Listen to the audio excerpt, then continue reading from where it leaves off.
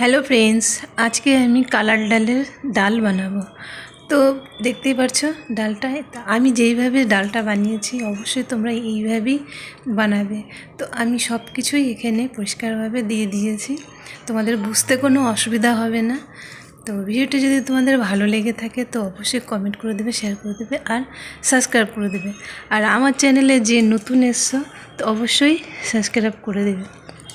আর ভিডিওটি স্কিপ না করে পুরো ভিডিওটা দেখবে, তোমাদের অবশ্যই ভালো লাগবে। তো আমি এখানে বাটিতে করে ডালটাকে বসিয়ে দিয়েছি, কারণ এটার যে ফেনাটা বের হয় এটা খেলে মানে শরীর অসুস্থ হয়, আর গ্যাস হবে, পেটে ব্যথা হবে। তার জন্য আমি ডালটাকে এইভাবে বসিয়ে বাটিতে বসিয়ে ফেনাগুলোকে ফেলে দিলাম। তারপর আমি এটা প্রেসার কুকারে সিটি দিয়ে দেব। তো এইভাবে যদি ডাল করা যায়, প্রতিটা ডালই এইভাবে যদি করা যায় তাহলে কেউ অসুস্থতা হবে না, পেটে গ্যাসও হবে না। তো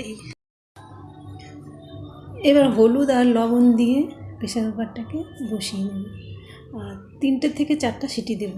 এরপর আমি এখানে নিয়েছি, দেখতেই পাচ্ছ যা যা নিয়েছি।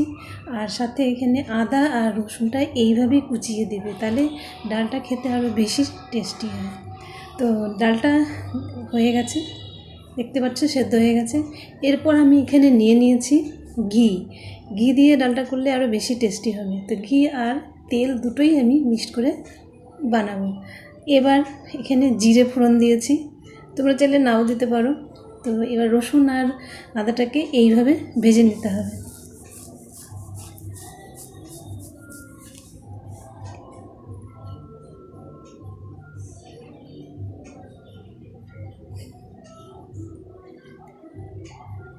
এবার লঙ্কাটাকে ভেজে নেব, তারপর এর মধ্যে পেঁয়াজটা এবার দেবো। পেঁয়াজ দিয়ে একটু লবণ দিব, লবণ দিয়ে ভালো করে লাল লাল করে ভেজে নিতে হবে। একটু লবণ দিলে পেঁয়াজটা তাড়াতাড়ি ভাজা হয়ে যাবে, মজে যাবে, তার জন্য লবণটা দিয়েছি। আর আন্দাজ করেই লবণটা দিতে হবে, কারণ এর আগেও লবণটা দেওয়া হয়েছে। এবার মটরশুঁটিটা দিয়ে বেশ কিছুক্ষণ ভেজে নেব, নিয়ে টমেটোটা দেব।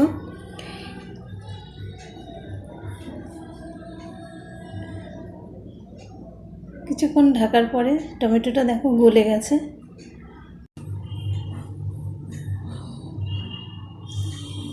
এবার ধনের গুঁড়ো দেব,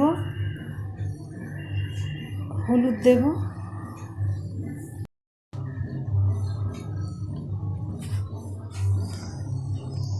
তারপর মেথি পাতাটা দিয়ে দেব। এবার বেশ কিছুক্ষণ ভালো করে নাড়াচাড়া করে ডালটাকে ছেড়ে দেব।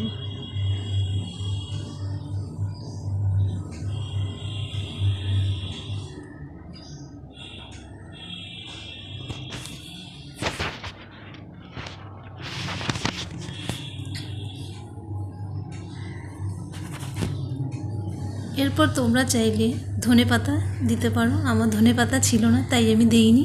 তো ধনেপাতা দিলে ভালো হবে।